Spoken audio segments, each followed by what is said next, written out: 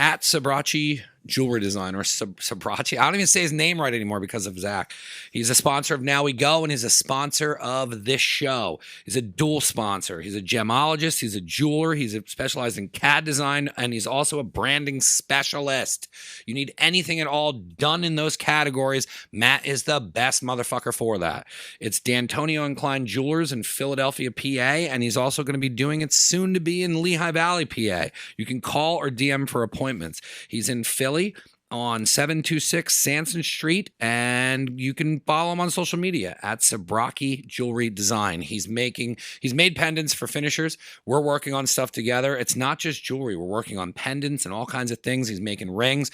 He can do anything that you need, from design to gems to jewelers. He is the real deal, and I'm excited. He's a childhood friend who grew a diamond business. He's a jeweler.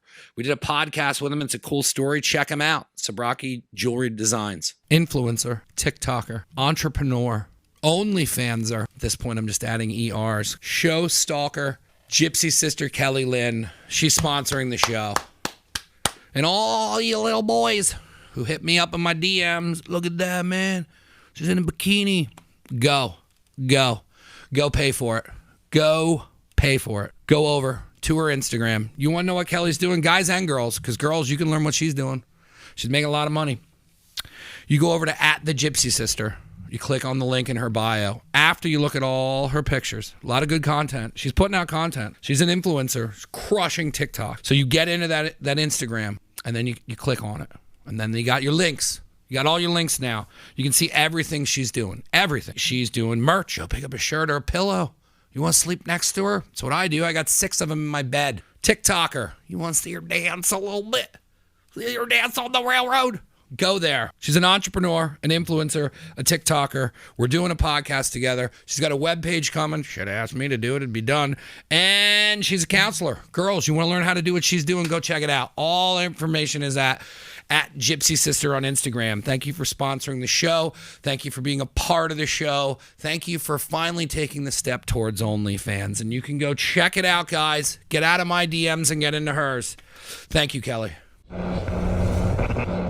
Mad J's Barbecue, www.madjsbarbecue.com. They take cash, they take credit card. You can order online. Order online is the easiest for everybody. They can also call in their order. They got 2 locations. They are killing the barbecue game. Started out small. Now these guys got 2 separate locations. They're doing catering. They're doing pop-ups at Seven Sirens Brewery. What else can these guys do? The Nazareth location is over at 52 East Lawn Road. Anybody knows where Nazareth is? It's down past 7-Eleven, right next to Rita's. Shout out Calandra. They are at 52 East Lawn Road, and that's 610-365-7275 and www.madjsbarbecue.com. Justin just opened up the 2nd location, and he is a part of Willow Creek Brewery, and that is 643 Penn Avenue, West Reading, Pennsylvania. I'm going to be having these guys on the show, and they are crushing barbecue, catering, in-store, pickup. They're doing it all, man. They're doing it all. Check them out at madjsbarbecue.com, and thank you for being a sponsor. Precision Laser.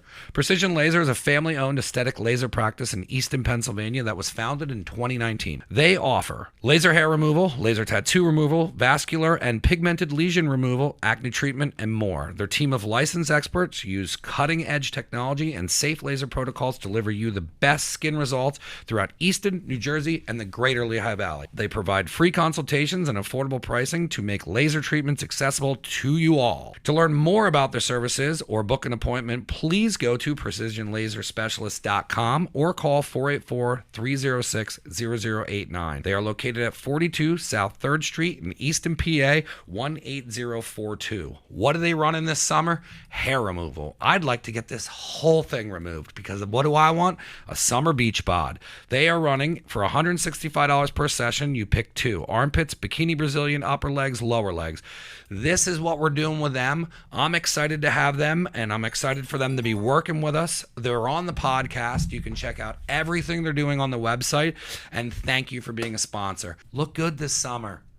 Look good. Natural light.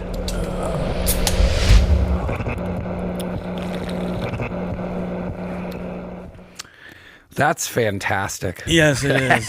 Thank you for bringing these. Yep. Welcome to Never Again Radio, my friend. Thank you for We've been trying to do this for a little bit. It's tough scheduling with busy people and busy myself. I'm excited to have you here. I got to check your shop out. I really want to get into the story and just cigars in general. How the hell did you and your family get into cigars? Oh my goodness. So peel it back. We got beers. Here we go. So, well, you know, it wasn't all that long ago. You know, I was at work in healthcare. That's what I did. My brother, my dad, they all had careers. Basically, I went to a family party with a dear friend of the family who passed away, Michael Thomas. He actually gave me my first cigar, and I loved it. I have 4 kids and a wife. They all ignored me for like an hour. I was like, this is amazing. I found something no one wants to come and bother me for. So that's what got me originally into cigars. Then I was going around checking things out, and I, you know, the amount of love and stuff that's in the cigar community is amazing.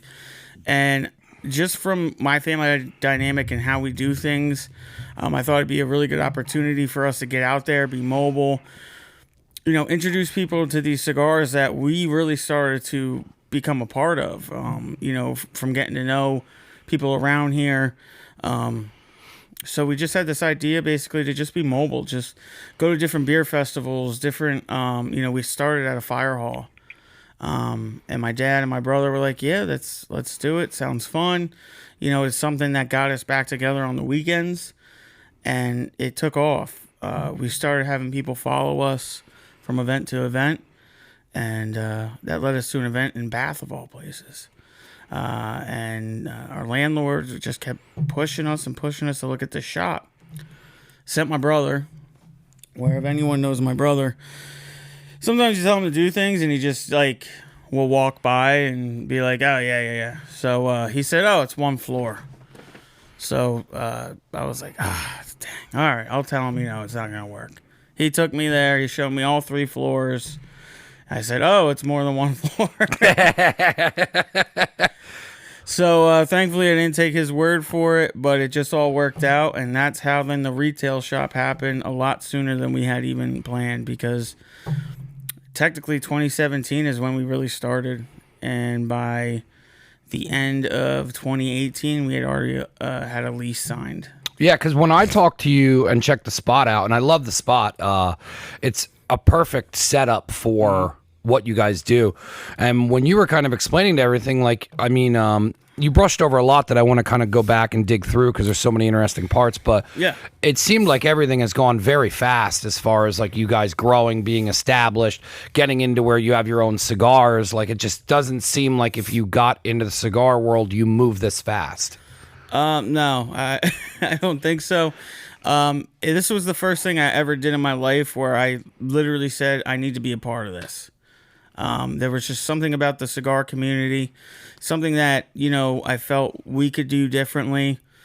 Still honor the traditions of people from the past, learn from the people who came before me who have done it so well. But at the same time, I thought there was a way kind of different to do it. We were very, you know, engaged with not just the customers, but the manufacturers.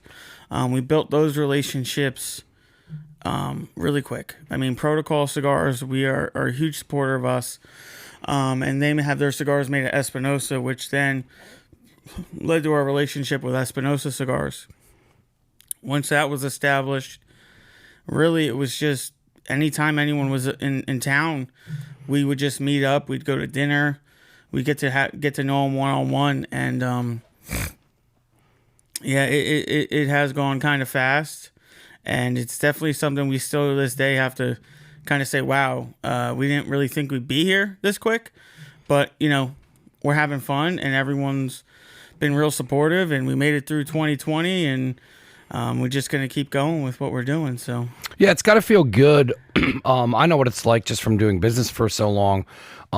When you get into a lane and then you just know you're supposed to be there. And I'm sure it felt awesome for you to connect back with your family and be doing something together on Saturdays, but then for the three of you to put the effort into it and then for it to just keep going. At that point, you start realizing that you're onto something and that you just keep putting the energy into it. And then the roadblocks are few and far between, but they're just obstacles at that point because you have so much momentum. But I'm sure it had to be something similar to that for how fast you, like, it had to have felt awesome to just be like getting shit done. Yeah, no, it did. It, and it wasn't without, sacrifice. Oh, yeah. That's why I bring people on to tell the story. It's not, it looks different on social media, but there's work behind it all. There's work. And, a lot of people were always curious. I mean, the first 2 years solid, not one of us took a dime from the company. Yeah. And between my dad and my brother, they invested a lot. And, the sacrifice of time that we did, away from my kids on top of working a full-time job. Yeah. Everyone always forgets that aspect of working a full-time job, and that's where you start running the lines of burning out. Yeah. So, it was kind of one of the blessings in disguise that happened this year. Me, not doing that anymore. But, yeah, there was a lot of, time that, my kids missed out on things. I missed out on things, arguments that happen over stupid stuff. But the beauty in it is when things like the projects that you talk about getting done, get done. Yeah. And then the response you get from that is even better. So that's what I've had, a lot of gratification and that we are doing something right and we're on that right path. We just got to keep doing that. And, for us, that's our winning formula is just being true to who we are. So. Yeah. And it seems to be working out well for you guys. Now, when you first started doing even the fire hall event, like how did you go about it? I mean, it's different and weird to kind of get into a business you don't know. But I mean, were you guys just contacting like the companies and being like, hey, we want to try and sell these at an event, and then you have to get into wholesale? Or like, how did you guys even structure a business plan going into the fire hall? I was an email spam. Yeah. When we first started, I was just like, yeah, I'm just going to contact everyone. So I literally went on Facebook and I typed in events. And I would literally search month to month to month to month, weekend by weekend, and I write it down. Then I get the contact information and I contact those people. Some people would tell us flat out, like, no, we don't want this. Other people were very open-minded to it, like, this sounds amazing. So the fire hall happened. My brother was a member, and we said, hey, what about doing a cigar night? You're saying a lot of your people like cigars. In return, can you make it where, anyone can come in that night? You don't have to be a member. So we don't want any portion of your, liquor sales, beer sales. We just want to sell cigars. That's what we're doing. Yeah, it's a nice add-on to, a night for them to make more money. Mm-hmm. And that's what I started by telling people. We just want to be a nice, welcome addition to your event. So, we did the fire hall night. Huge success. They not only got the sales and then in the preceding months we would do one or two. They got the memberships. Yeah. So, it worked out for them. And then we started doing things with, we did stuff with Iron Pigs. We did like a beer festival. And now I want to slow down a little bit because it's not easy to get involved with the Iron Pigs. Like I understand how you work the more that this is going out, and a lot of this is because I know what it takes to get in touch with these people. So what was it like to get in with the Iron Pigs? Because it's not easy to do that. No, it wasn't. Basically what I did was, again, I was in a lot of emails, and basically what I did was I called it was like the off season, so I called their main office, and I just said, hey, if I wanted to schedule an event, who would I talk to? Do you have contact information? They're like, oh, well, what are you trying to, schedule? I said, oh, we're just interested. Is it like a department or is it one person? She said, oh, no, one person does all the events for the Iron Pigs. I was like, that's wonderful. I said, it's so much easier. I said, ma'am, do you happen to have her contact information? She said, I sure do. I said, thank you. I'd love that. I really appreciate it. Took her name down, said, when I get this scheduled, I'm going to mention you as a big thank you. So it just happened that like 2 weeks later, they were having like a barrel beer tasting. And we said, well, listen, we'd love to come. We'd like to pair cigars with the beers you have. Just, give us a list. And I guess they had worked with someone 2 or 3 years prior to that. They didn't have a good experience, but they said kind of like what you guys are talking. So we went in, we did our first one, and then they called us again the next year. So how do you go about personally, or like as you guys do as a group, to pair the cigars with beer? Well, we like to drink it. Yeah. But no, everyone's different. And that's the thing. Everyone, whether you're having a cigar or whether you're having a drink, even food, like, you're a food guy. You get different, you get the notes that are going to overtake anything else. It's the other notes that can either complement or make it a bad experience. You're not going to put, lemon on something that's, sweet. It just might not go together. So what we really try to look for is, there are a lot of great people in this industry who can pick out different pairing notes, and the this, the that, the leather, the earthiness. We are a bit more particular, where it's just you're gonna get a lot of spice out of this. You're gonna get a lot of natural sweetness. So if you're drinking a bourbon, you might want something that's either lighter, because you don't want it to you don't want your cigar to overpower your bourbon. But then again, you want something that's going to complement it. So the darker, earthier tones that kind of go with the woods, the fire of the bourbons are what usually pair good. So, we do the infused cigars, but we tell people, listen, this is just going to be sweet. So if you don't mind it and that's what you want, then that's what you're going to get. So it's interesting to hear that, because I never, and this is why I was interested in doing this podcast, because I just started getting into cigars and pipes and stuff. So it's all brand new to me, but you comparing it to food makes way more sense when you're like, like for instance, like how I make the mayo for the burger, like that's set up to go with, it's layered. Like everyone's like, dude, that's so good. And I'm like, yeah. It took a really long time to do the meat, the cheese, like everything complements itself and is kind of an explosion of flavor. So now if you would take that same aspect and do it with tobacco and then pair it with a whiskey that's going to complement it, you're creating an experience as you would with food. That's got to be, have you always had a creative side that dove into doing stuff like that? I mean, because now that I kind of see the door open, there's so much creativity in with tobacco and the whole experience of it. Yeah, that's something that, from getting to know people, researching tobacco, is something that was always explained to me, is it's almost like a wine. Some tobaccos, with time, with age, they become a lot finer, a lot more. You get those tastes. That's why they, age them the way they do. So when they're blending a cigar, it's basically layered. They want this to mix with this to mix with that.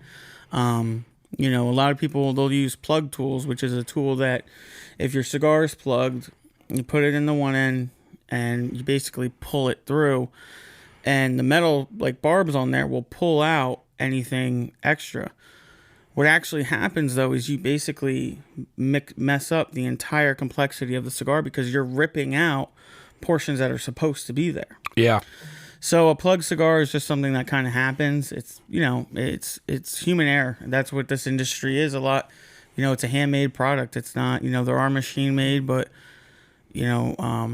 I think they say there's 300 hands that touch a cigar before it gets to the consumer. That's crazy. So, that aspect of it, everything just really kind of, clicked and, just went with what I did. Like, I'm not the best cook, but I like to cook. And when I cook, I like to play with different flavors. And so, like, that kind of creativity has always been there. Yeah. But really it was the family dynamic, the love, that's what all kind of drew me to it. And it makes sense on how successful you guys are, because it's obviously something that the three of you as a family want to do together. Yeah. I mean, not every day, but more chances. Oh, believe me, yeah. I've worked with family. I know. More chances than none, though. We all take our pride in what we do well, and we're just a really good complement to each other. So when you did the Iron Pigs and it was kind of a hit, what was the feedback from that with them working with you? Were they like, wow, this is so much easier. This was really what we wanted. Let's do this again. Like, what was kind of the next step to working further with them? Yeah, that was the feedback we got right away. And I just kind of took it for face value. And I said, well, we'll see if they contact us. Sure enough, they contacted us to schedule it for the summer. They had a a beer and wine or an Oktoberfest. So we did that. But then the next big thing we started working with was Arts Quest. And who had the idea to kind of work with Arts Quest, or what was your angle? Because there's always got to be something, there's always got to be something with you guys where you're like, okay, well, I have to talk people into accepting the fact that there's cigar smoke. Because that's got to be probably the very first hurdle? Yes. Yeah, so the very first thing with Arts Quest and the thing I wanted to do was I wanted to be a part of like the Music Fest, the Oktoberfest, the bigger events, because at the time, like I said, we were events. So my grand slam was like, we got to get into Music Fest. How do you get into Music Fest? You got to work with Arts Quest. So it was, okay, well, what kind of events do they do that we could possibly be at? That would benefit, and then we can have the conversation of Music Fest. So it's fun finding the angle. I think that's one of the most, like, in the beginning, I think that's one of the funner aspects of it is like, it's like almost like an adrenaline rush to be like, what's the angle? How are we going to get them? And then I always, I'd always say to my friends in the beginning, like we would do that with guests way back in the day. Because, I mean, back then I would ask people and they'd go, what's a podcast? Everything has changed now.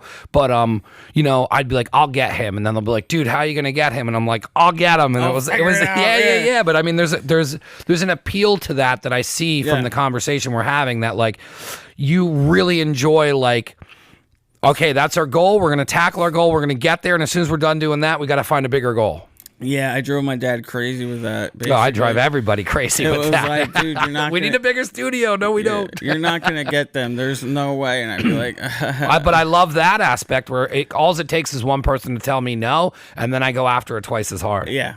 So we, and mind you, we set up, and it was probably our first very official meeting. Like, we went to the Arts Quest campus. We met with the CEO. What was the angle that you guys had going into it? We are, a family-owned business. This is our model. You guys do certain events here that we think we could be a great addition to. Yeah. We understand that there might be some hurdles in, getting people to understand that, cigars are now accepted here at Arts Quest. And the other thing that they had was, with Music Fest being their biggest, basically they said, listen, the cigar places that we have worked with, they didn't really work with directly. They just kind of had to work around. So we were going to be their very first tobacco approved vendor. That's huge. Ever. So when they said that, I was like, oh, well, that's not a big thing to just drop on us. Like, okay. Yeah. So our very first event, we did a Kentucky Derby. They had a Kentucky Derby viewing party. And that goes hand in hand, too. Hand in hand. Yeah. And, it was cool. The VP, the events coordinator, their significant others or themselves love cigars. So we brought a bunch of cigars. That's a huge help. So we brought a bunch of cigars. And then we sent them home with a bunch of cigars. So it's like, enjoy these. Yeah. But no, they're tremendous to work with. And yes, we did the Kentucky Derby. Now, when you set up for the Kentucky Derby, like, is this a meeting where you guys are like, all right, do you know what's going to be there? And then you choose what to bring with you. And then you because I'm sure you're trying to create an experience for people. Yeah. You're not just grabbing a bunch of cigars and going there. You have to kind of handpick, all right, well, is this primarily going to be a bunch of people who know cigars? Is this a new audience? Like, kind of walk us through, like, if you're getting ready for that event, what you guys do to, like, take all your stuff with you.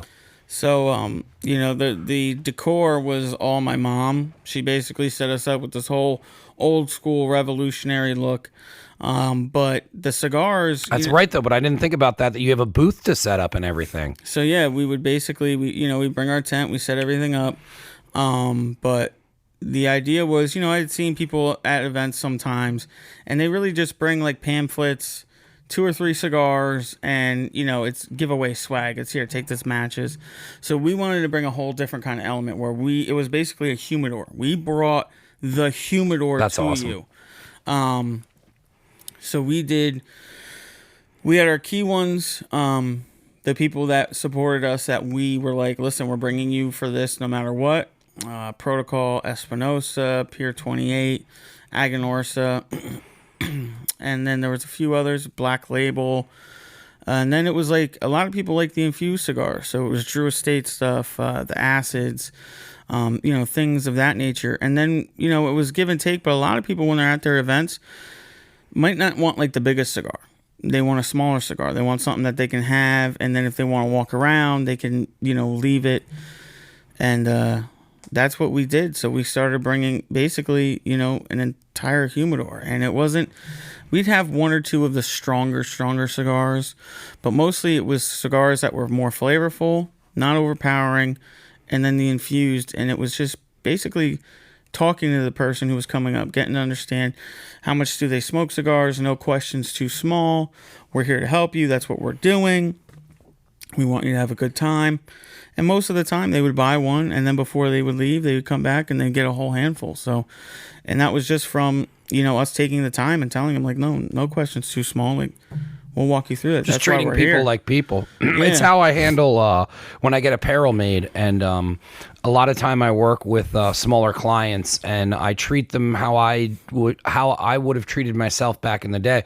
So I save them on like I save them on time, and I save them. I kind of I walk them through, and I baby step them, and they appreciate it so much because I know so much more about it, but I treat them like a person, and they appreciate that. Where most people probably like, all right, well, I'm only going to make a couple bucks off this dude. I'm looking for a larger thing. But then like those relationships that I build with people on that personal level is why everything I do grows. Yeah. And it's the, one of the things was, I said, I think people in this, this country, it's not getting political, I promise.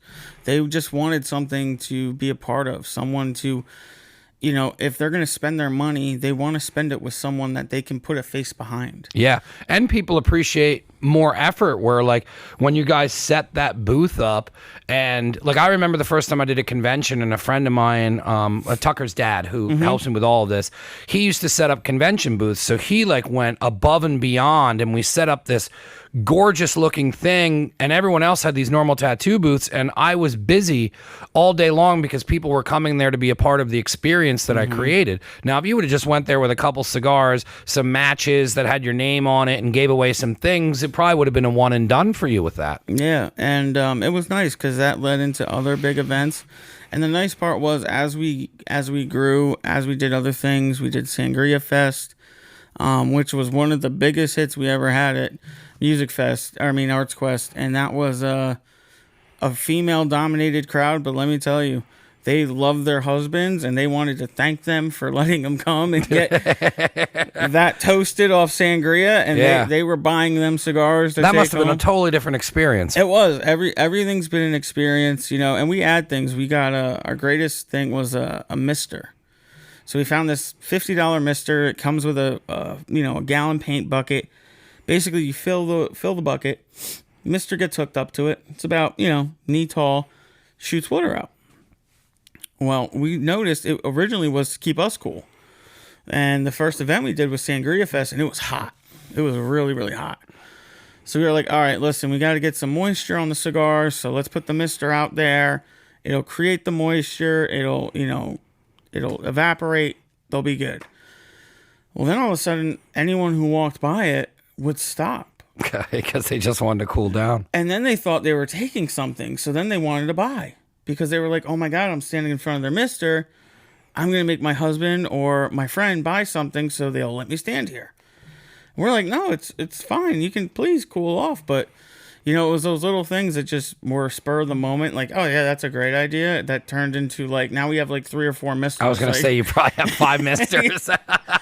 And when it's hot, even at the shop, we put them out back. They're little Ryobi powered things. Yeah. Just hook right into the bucket and do their thing. So yeah, that was one of the funnier ones because we're sitting here and, you got these models that are working for the gym down the way coming over, and they're like, I'm like, oh God, this is. But then because they were there, then the people were coming over. Yeah. It's like a trickle down effect. So yeah, we did a lot with them, and then those were probably two of our bigger ones we did, and then kind of just really that year led into the shop. And I want to walk through the shop, and kind of go over.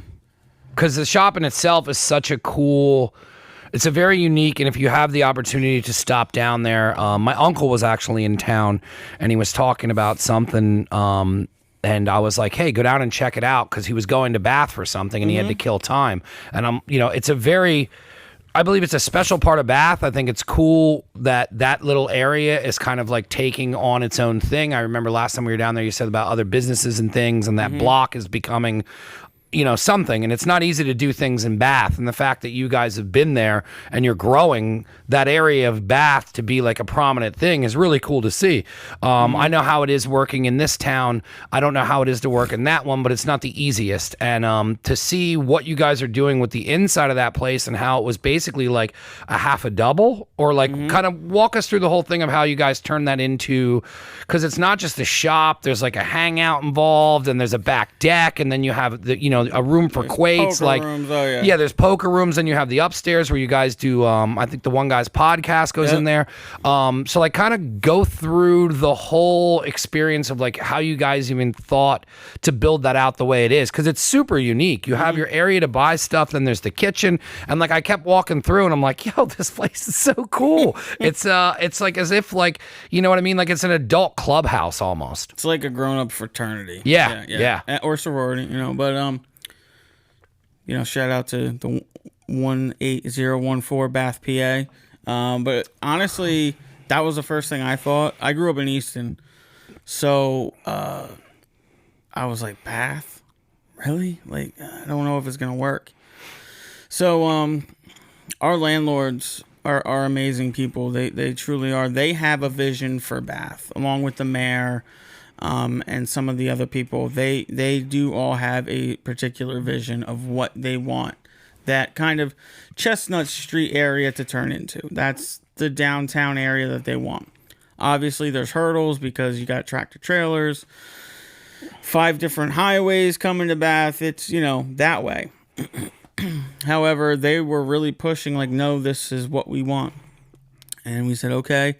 So the idea from our tent was that we already had that rustic look going on. We already had the, antique vibes going. So when we looked at it, they had their antique stuff in there as overflow. And they were like, what do you want us to do? Do you want us to paint the steps? We said, no, leave everything the way it is. We like it.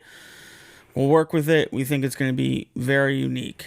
And, it was just outfitting it to make it feel homey, make it feel welcoming.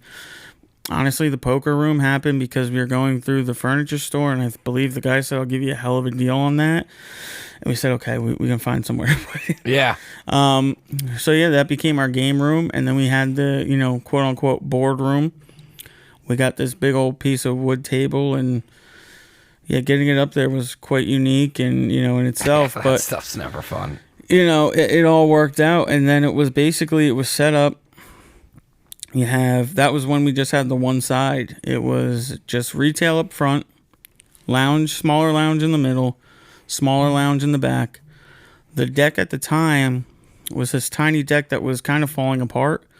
So we had said, hey, can we talk about maybe us putting a new deck on? He said, oh, no. We're going to write in your contract that, we will have a brand new deck built for you. This one's got to go anyway. We're like, oh, okay, that's amazing. That's more than we. Yeah, you don't find landlords like that often. We would ask for.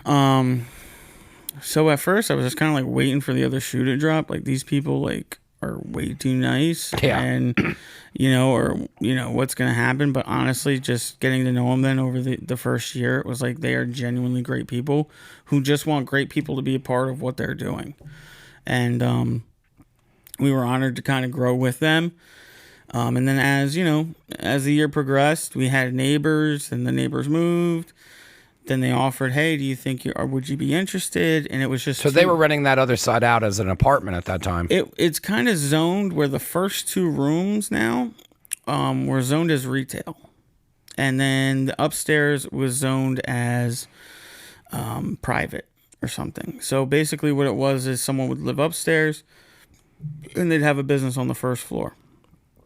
We went through 2 or 3 neighbors, and we worked well with all of them. They just ended up moving, and then we just finally said, hey, like, what are your ideas if we take over the other side?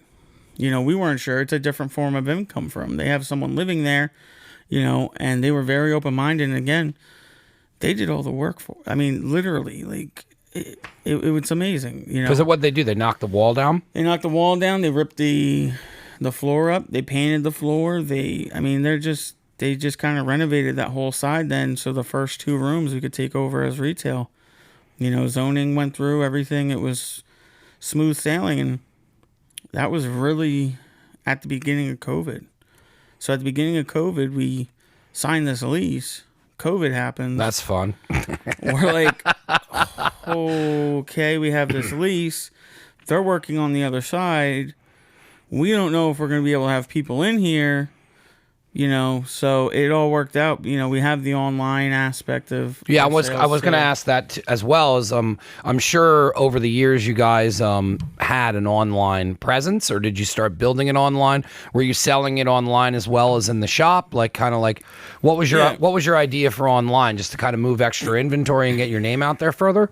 So the cigar community has a lot of social media groups, things of that. So on the social media platform, I was all over the place. I was like this wild child who would, post every day, multiple days, interact with people, really take up a lot of my time. Yeah, it's a full-time job. And,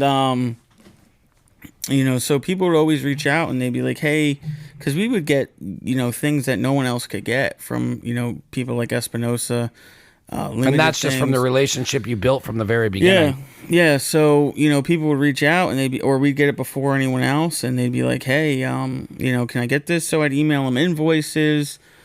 And then it just kind of like, the idea for this one came about the fair warning.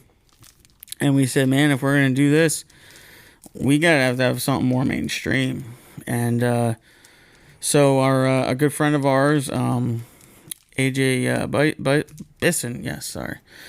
He is a web designer. He actually lives here in Nazareth, Bisson Creative. Oh, yes. Andrew. Yeah, I call him AJ. His more. Now, there's been so many times, I have to reach out to him and talk to him, but there's been so many times that we have crossed paths through other people. Yeah, he, Bisson Creative, he is a wonderful guy. His more professional name now is Andrew, but I'll always call him AJ. But he and he designed all of this for us. He designed the logo, he designed the bands, he did our website. So he is our kind of go-to guy for that kind of thing. And, it's great. I mean, I said it to you before the show started, like home run on branding. Like the best look possible you guys could have done. Yeah, and it was, I mean, the cool thing is, AJ's really into cigars. Yeah. So it was kind of like we said, this is what the cigar is going to look like. They sent us the samples, and we literally sat there and we just took bands and put it up to it and then put it up to it. And we said, okay, this color scheme will work. That must have been fun to create that and get all that together. I mean, a lot of stress, but it's fun when it's done. That was the most stressful part, is coming up with a name. And honestly, the reason it's called Fair Warning is one day we were at my parents' house. Me and my brother were grown.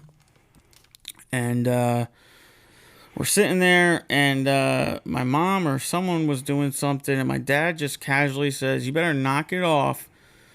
This, I'm giving you fair warning. And me and my brother looked at ourselves. We're like, when the hell you start giving fair warning? Like, when we were kids, it was just, boom, that's it. You're getting yelled at. Now you're giving fair warning. We're not even in the house anymore. So it was just a joke that, Pops is getting older. Now he's got to give fair warning because he's not as fast. So yeah. And then it was kind of like our shot to let everyone know we were here.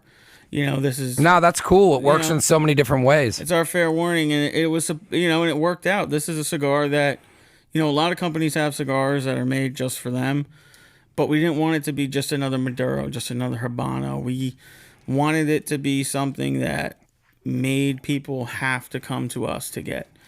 And Hector Alfonso down at Espinosa, who does all their blending, really hit it out of the park. And then Eric tried it when he was up here, and his response was, "Who makes this?" And I said, "Eric, you make it." He goes, "What, bro? What?" I was like, "Yeah, this is the fair warning." And he's looking at it, and still to this day, he says it's literally one of his favorite cigars of his that he makes, and one that he can smoke at any time. That's awesome. Yeah, when we put a batch in, there's always some extra we put in there because they like to hoard them and then keep them stashed away, and so yeah, it really was truly a really, really good cigar, and we are going to be going on our 4th batch. So, I mean, that in itself, every run we've done over 300 bundles. So That's crazy. It's been a lot of fun, and it's still humbling to this day when people are like, "That's one of the greatest cigars I've ever had." So. It's awesome when you create something out of nothing with all of what's leading up to the stuff that you guys did, and then to create that, and then it's a home run, and then it's fun having flagships of things. Yeah. You know what I mean? So when you had got this was kind of to start pushing online, or was it to more sell out of the shop, or what was kind of the goal of having your own? Well, the goal, there are only so many people in this area that we can reach on a daily basis. That's just demographically. Yeah. That's what we can do. And we love everyone that comes into us, that's the Caravan crew. That's a part of our family. But we do have a lot of people that still are a part of us just all over the country.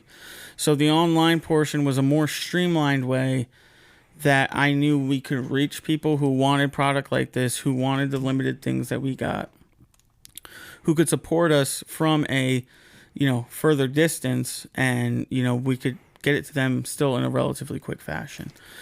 So that was basically the idea. We don't put our entire humidor on there. It's basically we'll do like special 5-packs, things, limited releases we'll put on there. That's smart. But it's we didn't want to get into this idea that we were a discount cigar website, because that's not what we do. To be that, you have to be one of the top guys, and they are. I respect everything they do, and they work with us on some things, so I'll never talk bad about those higher end guys, because there's a reason they're in this industry, and if they don't make the purchases that they do with the money they do, the brands that I love might not be able to work, because I'm not putting that amount. That's a very good point. It's an honest way to look at something too. It is, and a lot of people they get upset, and it's just one of those things where at the end of the day, I just had to, we all have the realization that if these bigger guys aren't putting in those purchase orders, the cigar companies that we love might not be around, because they need those big things. And the payoff is, because they're doing that, they can sell sometimes at prices that we just can't reach. What we do different is we provide the atmosphere, we provide that one-on-one connection, and that's what we do well, and that's what we focus on. Yeah. So, it's just, there's many, and I feel like that's in almost any industry, whether it's food, you have your fast food people, what they offer their things at, but you're not going to get into detail about what corners they might cut or how much they might spend. It's just, it's a reality. And if you have a good atmosphere and a good thing, I think that kind of pays off more. So. It really does. I mean, customer service, atmosphere, just like kind of how, you make people feel at home, and then they're, you don't know who's looking to get an escape. You don't know who's looking to be a part of something ever. And you don't ever know who wants to be doing specific things. So if you create an atmosphere, and then you got your friends and family or people who are just like following you around and becoming a part of this, and then there's people that end up living their spare time and creating a hobby through your business, and you're giving them pleasure and a place to be. And it's like sometimes those bigger companies don't have the time to deal with that because they're too busy and they're too large to give the attention. So to be able to do that in a community and build something, it's got to be very fulfilling for you. Yeah, and it's one of the things. It's anyone has a question, emails go right to my phone. I answer emails at 11:30 at night if I'm up. Yeah. And people really like that. And that was the one thing, is how do we transition what we do in the store to online? So we implemented some things when people put orders in with us. We put in a Caravan Crew patch. We had these nice patches made up. And basically what we do is every few months we kind of change up the color. This time we're going with like a red, white, and blue. We've had gray and silver. We're going to do like a military one, but basically it's almost like a collectible. Every patch you collect is from us. I like the way you're doing the online. And I think it's unique and different because there's so many people that just put everything they got out there. And then I like that, like, if somebody, hears the buzz about those cigars and it's like, well, how do you get them? And it's like, oh, well, they have their flagship one on there. Well, what else do they have? Well, they don't really have everything, but they have a couple of these things that they change around. Like, it's a very unique way to shop. And also, if you're somebody who comes into the store and then you want to get a couple things online, it's also, I don't know, that's a really smart way to, like, you guys have that nailed down with really keeping it super interesting. And then even a website doing it that way makes it feel small and local for online, which is such a vast area to get swallowed in. Yeah, and that was, one of the things we said was, you go on some of these sites and you just get lost. Yeah. You're going down the rabbit hole and you're just... And if you don't know anything about cigars, now add that on top of it, and then you're like, all right, I'm fucking them out.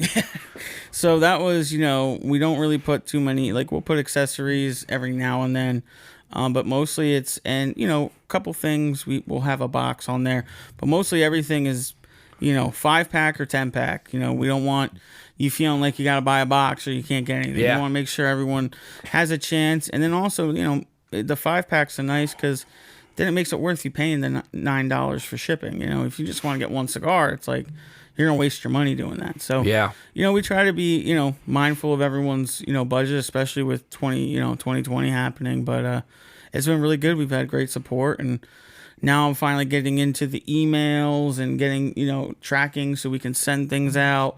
So now that all of that's handled, so now I'm on to the email, collecting the data so we can stay in touch. It's, again, it's piecing it together. You have the one thing, we're going to focus on this. Now, how can I better utilize that to, make sure we're staying in contact with everyone? What's the second cigar? Oh yeah, so the second cigar, this was another proud one. So, Protocol Cigars is a local cigar company that was started by two police officers, Juan Cancel and Bill Ives. Currently, it is run by Juan Cancel and the other owner, Kevin Kythen. They are actually just going back from Las Vegas for our industry convention. So they have been great friends, great supporters. Kevin was actually one of the first people to tell me to, do the cigar thing. So it was only right that our second release we were going to do at our second anniversary was with Protocol. And we came up with the Paddy Wagon. Everything they do is law enforcement themed. One, again, worked for New York City Police Department, then worked for... He's probably got crazy stories. Oh. If you want to have yourself a night, you have Juan Cancel here. Yeah. He'll be mixing the old fashions, and yeah, he's got stories, and they're great guys, huge supporters of us. So we said, all right, well, what's something caravan related with a thing? And I was like, we'll just call it the Paddy Wagon. That's what they put a bunch of drunk people in. So yeah. That's how that was born. Juan actually did all the artwork, band work, went with the Three Stooges faces again. And it's a good vibe. I like the Three Stooges look with that. It works really well because you got the 3 C's. Like it's that whole concept's fantastic branding. Yeah, it worked out. And then so this one was kind of more of the again, nothing that it's a little bit stronger, but this is definitely the cigar that is something the more experienced cigar smoker would be like, that's the one I want to try. Yeah. So we had the one that, anyone, any day can have. And then this one was, we wanted to put a little oomph in it. And again, Cigar Coop, who's a well-respected industry reviewer, media presence, gave both of these a 90 rating. Hell yeah. And he doesn't just give those out. So, and with his, standard of cigar excellence. So that was really cool to see. He's a great guy, but yeah, just working with both these companies, again, family, being close, it really was hand in hand and worked out. And the nice part is, Protocol is made at Lozona, which is owned by Eric. So Hector blended us a second home run. So again, shout out that 305, 305 Hector, Alfonso, Eric Jr., Eric. They hook us up. So now you guys do events down there as well. Because you have like the whole backyard area, and you got quates and stuff. So like, what do you guys do for, having people down there? Entertainment. Like what do you do for that? Do you set up events there? Because I know, like Matt J was telling me he's got something coming up, and then so how did you get into doing the events there? So we said, okay, we have a lot of fun doing the events, but how can we do events here? Yeah.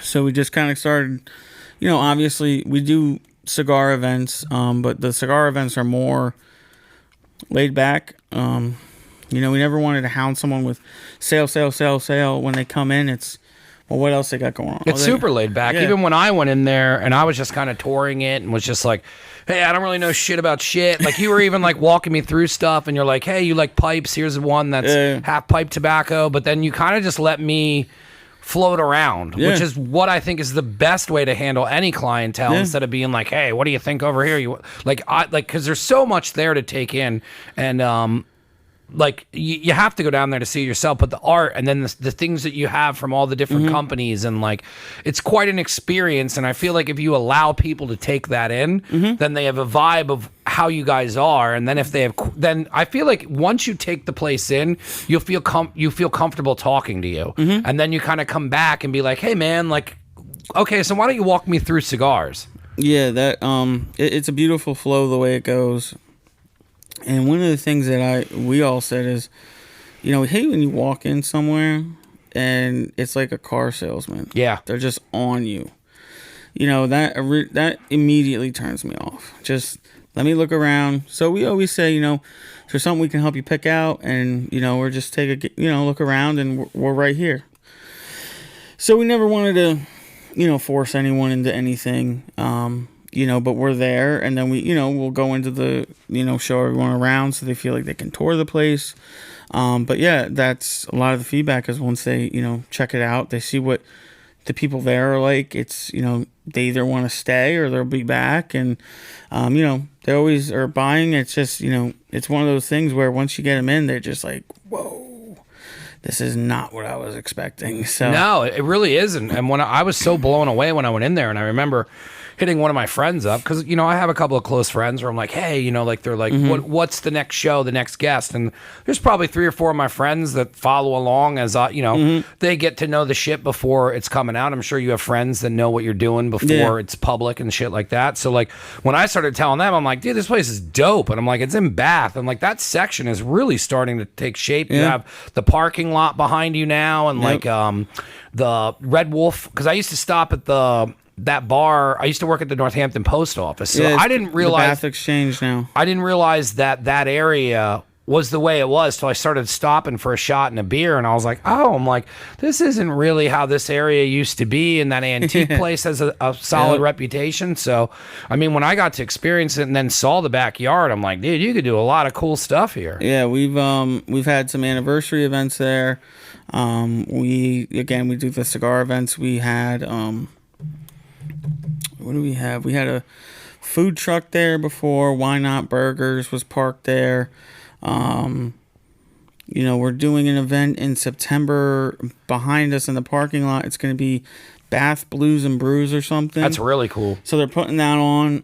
It's going to be a bunch of blues players. They're going to have, I think, Birthright's going to be there. So that's going to be a lot of fun. But the backyard was something that I really focused on because, to me, I thought it was very unique to have. It was somewhere that, and that was the beautiful thing. If you want to bring your wife, and your wife might not like cigar smoke, but she doesn't mind if you go and hang out, we wanted somewhere where the significant others could sit and not be like, oh my God, I smell like cigar smoke. Yeah. Because we started to get a lot of couples that were just coming to hang out on date night. It's like, the wife might not smoke, but she loves the atmosphere. So it's like, okay, well, how can we continually do this, have a space where they can hang out with them, their friends, because then they started inviting their friends, and we're like, whoa, like we have to have other things, and the backyard just kind of came about, and they, again, just really worked out without. How does that trying. parking lot work out with you? Is that your landlord's parking lot? Yeah. So dude, you lucked out. I mean, it took me 4 studios until I started working with Jay. And when I started working with Jay, we developed a relationship. That is the reason why I'll stay with him for my next studio. But like, if you find the right landlord that believes in your vision and wants to see you grow as a business, there is not anything better to have to blossom a business than the person in charge of like what you can and cannot do, allowing you to kind of just be like, hey man, like we want you to succeed because you're renting from me. You know what I mean? And I love that he sees the vision and is doing all that stuff downtown. And then to give you, because I hear it from so many different businesses where it's like, like that you try and do something and then it's like, oh, we don't want you doing that. We don't want you doing this. Like the fact that that's all his private property there, man, that's such a game changer for what you guys can do. No wonder you stay there and are growing it. It's, and it's amazing. And, there's things that they do that, still we just shake our heads like, I can't believe they're doing this. Like they are amazing. Like, yeah, so, but I mean, it all started, Carol lives in that antique house across, the Steckel house. She's lived there 40 plus years, I think. So Darren's there. He bought the house across the way. It was condemned. Now it's this beautiful white brick building. They actually own the parking lot also that we can use next to that house, which is in between the house and the church. So we have a lot there. It's really cool, and they are super supportive of what we do. It takes that to change a community. Yeah, and I mean, one of the best pizzerias in the area, hand to God, Villa Grande. Is that the one diagonal from you? I've always wanted to try it. Now you're gonna get me going down there for pizza. Nori, if you're watching this, you guys are tremendous. They, I call it the new age pizzerias, where they just kind of throw shit up on a wall, see what sticks, and a lot of times they're home runs. I mean, he made a legit pierogi pizza. Pierogi pizza's no joke. And I only know one other person who does it in the area. That's interesting that they do it. I'll try it. I'm not saying he fries up pierogies and puts it on top. This man takes... I can only eat one piece. He has the whole potato mix, puts it on there, no See, sauce. that is different, because every time I had it, they just put pierogies on it. No. This is a pierogi pizza. You're going to have me down in Bath this weekend. All right. It is amazing. It's not a pizza that's done with a pierogi on top. He does the pierogi filling. He puts the sour cream. He puts the onion.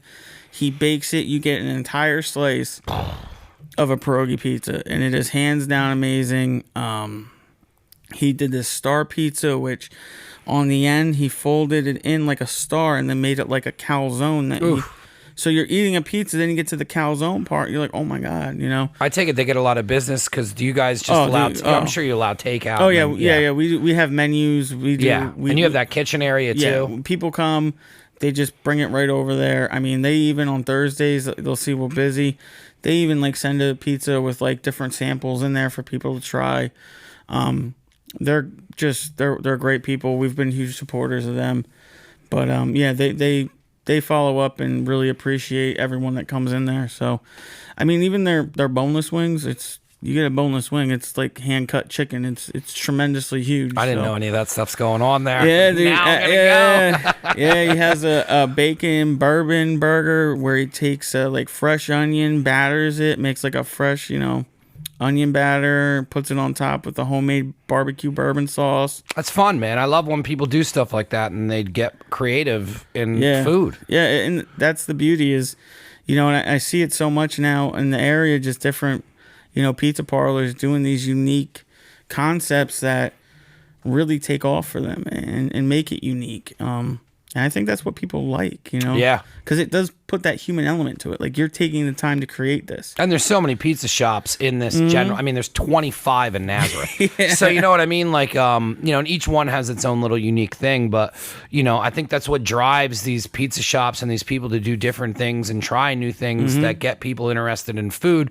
Because one, if you're just selling regular pizza stuff, even if it's good, everyone who comes there has had it since they were kids. Yeah, no one You know what I mean? wants- What pizza shops go out of business? Yeah, no one wants the boardwalk pizza where no matter which one you go in, you're gonna get the same $5 slice. And that's a lot. That's a lot of the Valley because they make their money off of it, and they don't put the extra effort. But I mean, just from you talking about this stuff, I'm definitely going down there. Oh yeah, man. I mean, when he said that pierogi pizza, I was like, what? And then what place is that? The Villa Grande? Villa Grande. Yeah, Yeah, I always see that there because it's off. It's right across from your parking lot. Yeah, right. Yeah. Diagonal, and it always looks busy when I drive by. Dude, it's always, that was one of the places. Everyone was going through the pandemic, and I said, bro, how are you doing? He goes, dude, we're killing it. Yeah. Because at the time, they were really in that area one of the only pizza places that was already set up for delivery. Yeah.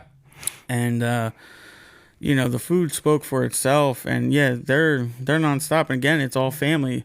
Nori, it's him, his dad. You'll see in there every now and then, but it's his I think 3 or 4 brothers and his sister. It makes a big difference. I mean, it's shown through your story, and a lot of that kind of like what keeps coming back to it is that like it's 3 people that love each other, and then they love a business, and then all that comes through. And I feel like that's hard to recreate with people that aren't family and aren't together like that. Yeah, and I think it, again, I'm not a business expert or anything, but I think right now in the times, a lot of people when they started businesses in years past, you're always out to make sure you have a living. But right now, I've never met Mad J. I only hear about him, but I know I talk to you a lot, so I already feel when people are talking about barbecue, I tell them Mad J's. Yeah.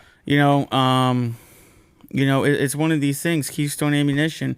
I feel like there's so many people now just kind of, being a part of something and then promoting other small businesses. Absolutely. And, I was just talking to my wife about this. The amount of people that we went to school with that have started their own business in this area and have been very, very successful doing it, it's tremendous. Like, we're not talking, open up for 6 months and then they're closed. I mean, there are multiple businesses, even in Nazareth, from people I went to school with, that just keep growing. And a lot of it comes down to, some word of mouth, supporting each other.